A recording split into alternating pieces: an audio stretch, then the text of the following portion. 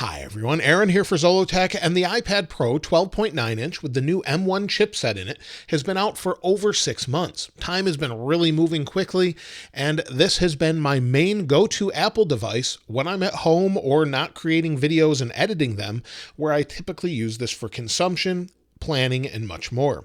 And so I wanted to give you a little bit over 6-month follow-up review. And so, like I said, this is my main device when I'm not editing videos. I absolutely love this device. It's the cellular model. You can see that with the little antenna lines here. It also has the 5G antenna in it. So if we go around to the bottom here, you can see the 5G antenna. So it also has that, and it's just something I really enjoy using.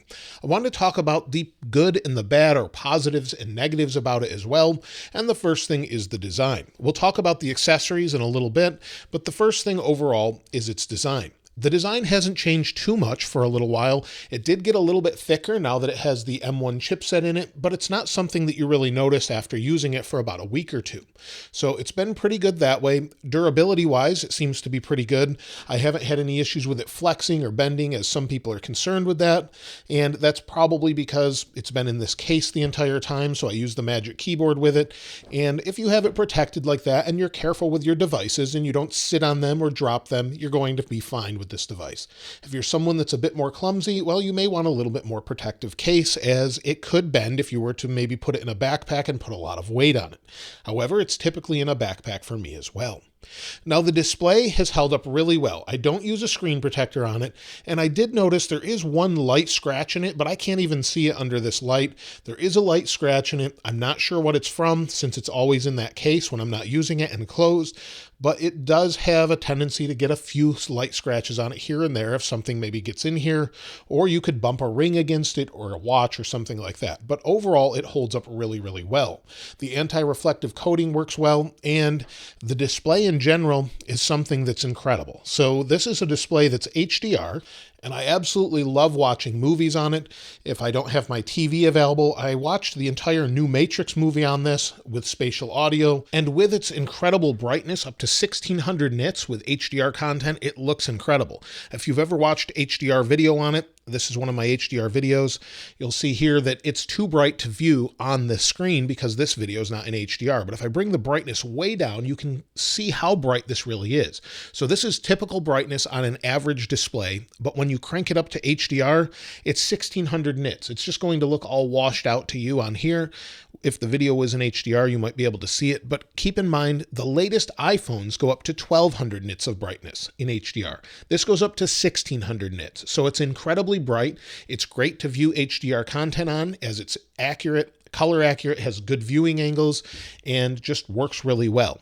There is some occasional odd background issues if you're on a black background and maybe you have some blooming around the cursor. That's not really an issue for me, as I'm typically on this sort of home screen or a website or things like that. So I don't notice that on this display as much as I have on other LED displays or LED backlit displays. Mini LED seems to do a great job with this. You'll notice it in the very darkest of backgrounds though.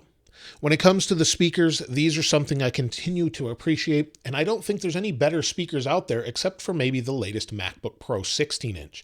So these speakers, having quad speakers, they sound great, have great bass, are nice and loud, and they resonate well since they use the whole back of this as sort of a resonance chamber to give you the most accurate sound and a really nice stereo or surround sound almost when you're watching movies. I typically use this with AirPods, but if you're using it standalone like this, you're at home, it's not bothering anyone, it really sounds great. Now, the Magic Keyboard is something I use all the time. It's the main accessory I use with it. It's great, and it protects the iPad. And as you can see, it has a few different marks on it, so it's sort of a rubberized material. There's a few marks here and there, but this has protected the iPad. Whether that comes from being in a bag or backpack or something else, I'm not sure, but these marks don't come off. They're permanent, and they're kind of little divots in here. So it's protected the iPad from whatever hit this. As far as the keyboard, it's great. It's backlit. And then the stand, of course, is magnetic. So this is something I use on it all of the time.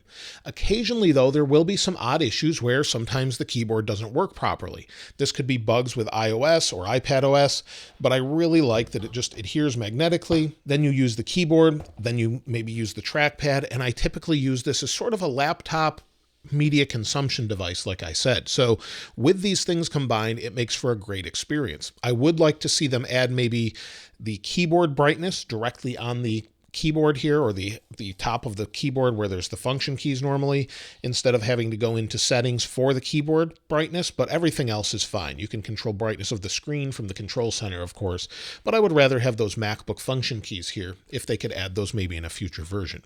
Otherwise, this is my favorite accessory. It's a bit expensive though at $350. The rear cameras are pretty good on this iPad. They're definitely something you could use for photos and video regularly, although I wouldn't recommend that just because the iPad's so large and you'd have to carry it around everywhere.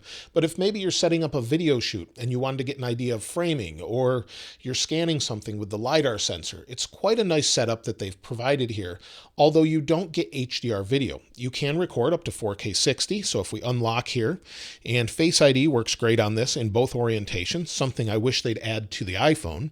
But as you can see, we have up to 4K 60, no HDR. That's limited to the iPhone 12 and 13 series devices, but you can record 4K 60 if you want to use it for that. Also, the forward-facing camera is great, especially if you're using it for FaceTime, as it has center stage and will follow you around. So you've got studio mics in here as well, so we'll spin it around. Now, with video, with the forward-facing camera, we're going to get up to HD in 60 frames per second. So you have a couple different options, 720p, and let's see if we can change that here. There we go, HD 30, but you don't have the option for 4K off the forward-facing camera. However, if I hit record, the microphones sound quite good. Even compared to my studio microphone I'm using here, they should sound great. The video will be okay, but it's not as good as, of course, a 4K video, such as the rear cameras have. So in general, the cameras are quite good. And again, like I said, if you're in a FaceTime call, now within a FaceTime call, it will track you around. So as I move around, you'll see it's tracking me within FaceTime. It's got center stage, and so it's sort of like having your own cameraman looking at you. If there's two people in the frame, it will follow both of you and sort of zoom out. The Apple Pencil I highly recommend for most people with an iPad. Yes, it's an extra accessory. It costs about $130 at this point, but it's super convenient to just have it here if you need to sign a document, or maybe just fine-tune a photo and get more sort of precise. It really helps with that, especially if you're editing video and sort of really sliding along to where you need precision in iMovie or LumaFusion. So it's something I highly recommend. And of course, if you're an artist, it's going to be great for you as well. It's pressure sensitive and it's very sensitive to touch and everything you're using it with. My daughter uses it regularly to create art, and it works really, really well. It does have a few marks on it after using it for about 6 months being attached. It's just where it attaches to the iPad. You'll see a little bit of wear from the magnets, but other than that, it's held up really well, and I find it to be very durable and last without a problem. So it's something I use all the time, especially for signing documents and things like that. So most of the things I'm quite positive on. However, there's a few things that are needing a little bit improvement. Battery life would be one of those. Battery life on this is okay. When I first got it, it easily got 8 to 10 hours. Now we're getting more around 6 hours. This might be because I test a lot of betas, but even with public versions I've run on this as well, I haven't seen a real increase in that battery life. So you'll see it was charged, well, before this video at up to 77%, and it seems to drop throughout the day pretty rapidly. I'm getting about 5 hours of screen on time total, maybe 6 if I'm lucky, but you'll see here, if we go back a couple days, 2 hours of screen on time, 1 hour and 50 minutes of screen off time. I don't really use this for playing music in the background or anything, so I'm not sure why there's a bunch of screen off time. Again, 2 hours and 11 minutes of screen on time. Then another 17 minutes, and I needed to charge it. So overall, it's just not what it used to be. I think this will be addressed in a software update, and that's one thing I would like to see in this M1 iPad Pro. There's something with this that now that we have the latest M1, I would really like to see them maybe bump it up as close as they can to what you get with a MacBook Pro. Of course, that's constrained by the limitations of the overall sort of design and thinness of it, but maybe have additional battery life in the Magic Keyboard or something along those lines where we could get a little bit extra battery life closer to that of the 20 hours of the MacBook Pro. Since we have the same chipset, we know it's efficient. I would love to see them bring it to this. So in general, this is a phenomenal device. It has a couple limitations with iPadOS, and I think it needs more pro apps such as Final Cut and Logic Pro or Logic. I think they really need to bring those things to the iPad. Everything else I'm pretty happy with, although the portrait orientation is a little odd. So the layout of things, I wish they'd change this or allow you to change it a little more, expand it. But in general, I'm quite happy with iPadOS 15, but I wish they would upgrade this with some pro apps and maybe some additional functionality. Maybe we'll have to wait until iPadOS 16 for that. But either way, it's getting to a point where it's quite good. It doesn't have all the Mac functionality though, but I could definitely use this to edit video on the go if they had Final Cut. Of course, there's LumaFusion and other apps as well, but that's my main complaint with this device. Otherwise, it's something I love and use all the time. So after using it for 6 months, it's definitely the best iPad I've ever used. If this one's too large for you, of course, you could opt for the smaller one, but I typically like the larger iPad, and then I'll use it with my iPhone on the side. Let me know what you think about the iPad Pro, though, in the comments below. This is something, like I said, I really enjoy and I use most of the time.